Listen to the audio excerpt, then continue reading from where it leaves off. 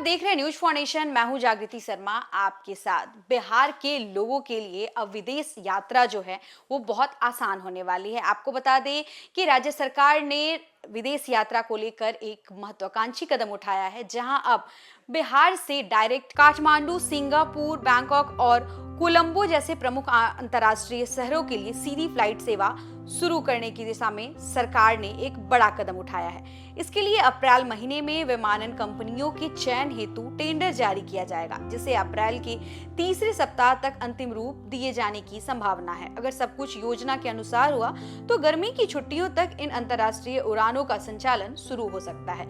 इससे न केवल बिहार के लोगों को विदेश यात्रा में सहूलियत मिलेगी, बल्कि राज्य में पर्यटन और व्यापार को भी नया बढ़ावा मिलेगा। इस योजना के तहत राज्य सरकार विमानन कंपनियों को आर्थिक सहायता भी प्रदान करेगी। पटना से काठमांडू के लिए छोटे विमान चलाने की योजना है, जिनमें लगभग 72 यात्रियों के बैठने की क्षमता होगी।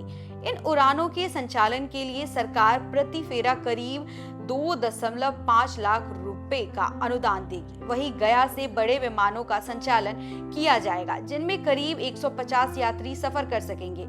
इन फ्लाइट्स के लिए प्रति फेरा लगभग 10 लाख रुपए का अनुदान निर्धारित किया गया है।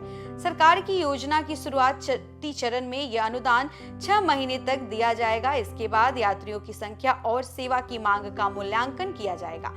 यदि उड़ानों को अच्छा प्रतिसाद मिलता है तो इस योजना को अगले 6 महीनों के लिए और बढ़ाया जा सकता है। इस पूरी प्रक्रिया की निगरानी के लिए मुख्य सचिव की अध्यक्षता में यह उच्च स्तरीय समिति का गठन किया गया है। इसी समिति ने टेंडर जारी करने की मंजूरी दे दी है। खास बात यह है कि इस टेंडर में केवल भारतीय विमानन कंपनियों को ही भाग लेने की अनुमति दी जाएगी, जिससे घरेलू एविएशन सेक्टर को भी मजबूती मिलेगी। बिहार सरकार का यह कदम राज्य में पर्यटन को बढ़ावा देने की दिशा में बेहद अहम माना जा रहा है। बिहार में बोध गया, नालंदा, राजगीर और वैशाली जैसे विश्व प्रसिद्ध पर्यटन स्थल है, जहां हर साल बड़ी संख्या में विदेशी पर्यटक आते हैं। हालांकि सीधी अंतर्राष्ट्रीय उड़ानों की कमी के कारण कई पर्यटक यहां आने से हिचकते थे। अब तक नई पहल से विदेशी पर्यटकों की संख्या में वृद्धि होने की उम्मीद है। इसके अलावा राज्य के लोगों को भी विदेश जाने के लिए दिल्ली या अन्य बड़े शहरों पर निर्भर नहीं रहना पड़ेगा।